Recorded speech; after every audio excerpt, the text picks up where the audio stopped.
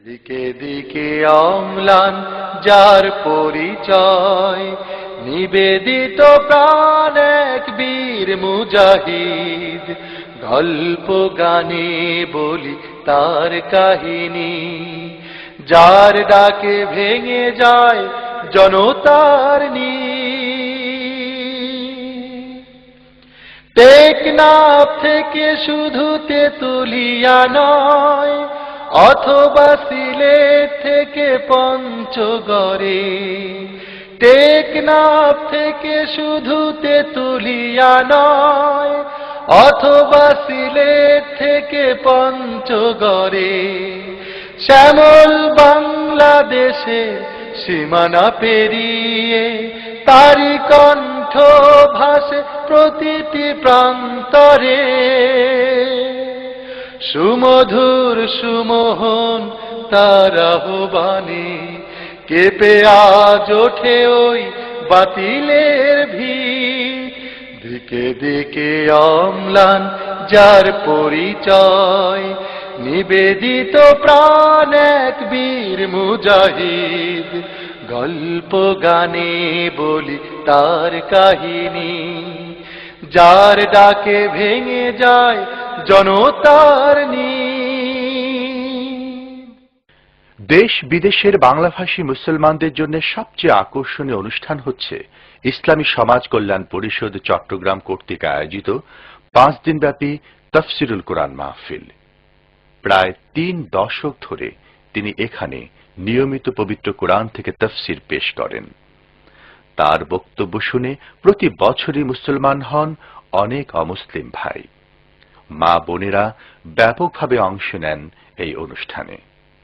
শিশু কিশোরদের জন্যও হয় আলাদা অনুষ্ঠান। তাফসির মাহফিলে দেশ বিদেশে গুরুত্বপূর্ণ ও বিশিষ্ট ব্যক্তিদের উপস্থিতি সবার নজর কাড়ে। চট্টগ্রাম তাফসিরুল কোরআন মাহফিলের 25 বছর পূর্তি উপলক্ষে আয়োজন করা হয় বর্ণাঢ্য অনুষ্ঠানমালা, যেখানে বিশিষ্ট ব্যক্তিরা অংশগ্রহণ করেন। সম্বর্ধনা পাওয়ার মতো কিছুই করি নাই। আমি শুধু এতটুকু মনে করি যে কিয়ামতের দিন আল্লাহ তাআলা যদি বলেন তোকে মাফ করে দিলাম, এটাই সব থেকে বড় পাওনা হবে। এর থেকে বড় পাওনা কিছুই আশা করি না। কোরআনে কারিমের এই দাওয়াত আপনারা জানেন, গতকাল এখানে ফুরফুরা পীর সাহেব বলে গেছেন, আমার আব্বা এবং আমার চাচা দুজনই ছিলেন হযরত মাওলানা আবু বকর সিদ্দিক রহমতুল্লাহ আলাইহির খলিফা। আমার ময়দান ছিল খুব ফুলে ভরা, কুসুমাস্তীর্ণ। সেই কুসুমাস্তীর্ণ পথ থেকে উত্তপ্ত মরুভূমির উপরে, বালুর উপরে জেল জরিমানার ঝুঁকি নিয়ে এই রাস্তায় আসার তৌফিক দিয়েছেন আল্লাহ রাব্বুল আলামিন তাফহিমুল কোরআনের কারণে।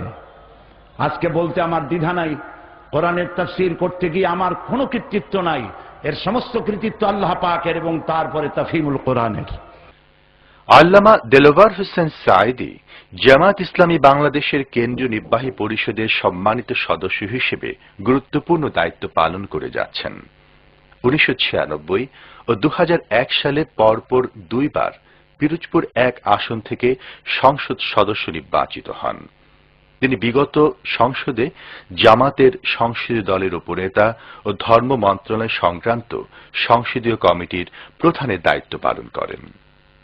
সংসদে তার গুরুত্বপূর্ণ ভূমিকা দেশ বিদেশে ব্যাপকভাবে আলোচিত হয়।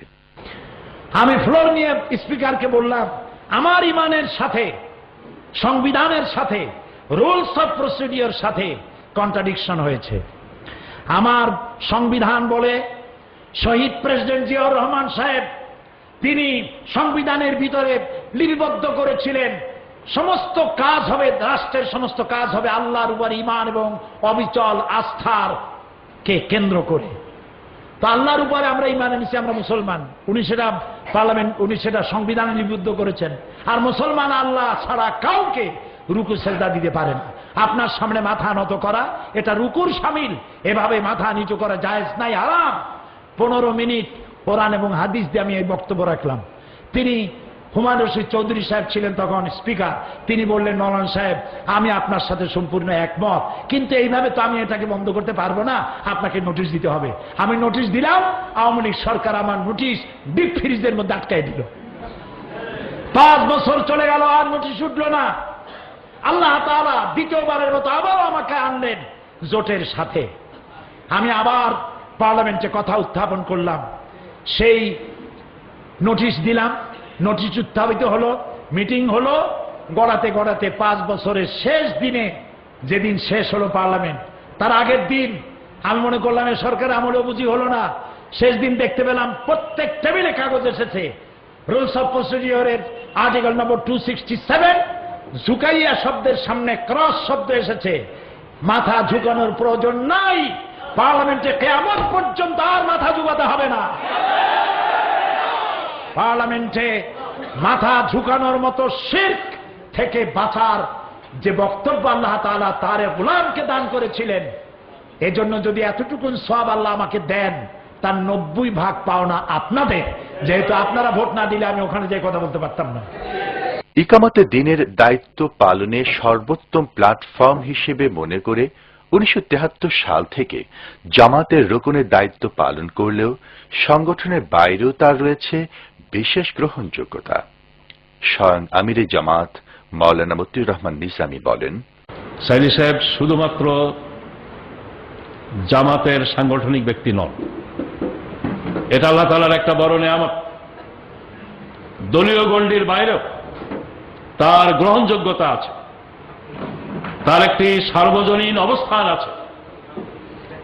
এই সুযোগের পূর্ণ সদ্ব্যবহার করে নির্বিঘ্নে রেকর্ড পরিমাণ ভোটের ভিত্তিতে মাধ্যমে রেকর্ড পরিমাণ ভোটের ব্যবধানে তাকে বিজয়ী করে আনার যে সুযোগ আছে, পিরোজপুরবাসী এই সুযোগের পূর্ণ সদ্ব্যবহার করবেন, আমি কি এটা আশা করতে পারি? আন্তর্জাতিক পরিমণ্ডলে এই বিশাল জনপ্রিয়তা ও প্রায় অর্ধশত দেশি বিদেশি প্রতিষ্ঠানের সাথে প্রত্যক্ষ যুক্ত থাকার পরও আল্লামা দেলওয়ার হোসেন সাঈদী তার নিজ জন্মভূমি পিরোজপুরবাসীর কথা কখনো ভুলেননি। আল্লামা সাঈদী নিজ জন্মভূমি ও মানুষের প্রতি দায়বদ্ধতা থেকে অনুন্নত এলাকার সার্বিক উন্নয়ন ও সমৃদ্ধির জন্য 1996 সালে প্রথম জাতীয় সংসদ নির্বাচনে অংশগ্রহণ করেন। আল্লাহ তাআলা এই পৃথিবীর 4-5টি মহাদেশের অন্তত অর্ধশত দেশ ভ্রমণের এবং কোরআনের প্রচারের সুযোগ দান করেছিলেন। আমি দেশে এবং বিদেশে যখন যেখানে গিয়েছি, আমি আমার জনগণকে, আমার জন্মস্থানের মানুষগুলিকে বলে যাইনি। তাদের দুঃখ দুর্দশা, তাদের চাহিদা ইত্যাদি আমি মনে রেখেছি এবং আমি আমার অবস্থানকে তাদের কাছাকাছি রাখার চেষ্টা করেছি এবং তাদের উন্নয়নের জন্যই এলাকার মানুষের আগ্রহকে সামনে রেখে জনপ্রতিনিধি হওয়া। বাংলাদেশের দক্ষিণাঞ্চলের নদীমাতৃক অবহেলিত এই জনপদটির ইতিপূর্বে যারা জনপ্রতিনিধি ছিলেন, তারা এলাকার উন্নয়নে তেমন কোনো অবদানই রাখতে পারেননি। আল্লামা দেলওয়ার হোসেন সাঈদী পরপর 2 বার বিপুল ভোটে নির্বাচিত হয়ে এলাকার যে অভাবনীয় উন্নয়ন সাধন করেন, তা সত্যি চোখে পড়ার মতো। অসততা, দুর্নীতি, চাতুর্য আর মিথ্যা আশ্বাস বাংলাদেশের রাজনৈতিক অঙ্গনের স্বাভাবিক চিত্র হলেও আল্লামা সাঈদী এক্ষেত্রে সম্পূর্ণ ব্যতিক্রম। তিনি পিরোজপুরবাসীকে শুধু মিথ্যা আশ্বাস দেননি, স্বপ্নকে সফল করে দেখিয়ে দিয়েছেন একাগ্রতা, আন্তরিকতা, সততা আর নিষ্ঠা থাকলে যে কোনো অসম্ভবকে সম্ভব করা যায়। জনতার কল্যাণে তারি কীর্তি গাথা আনে সবার প্রাণে নতুনের বারতা। জনতার কল্যাণে তারি কীর্তি গাথা আনে সবার প্রাণে নতুনের বারতা। জ্ঞানের আলো জেলে ঘুচায় আধার, পথঘাট গড়ে তোলে নতুন করে।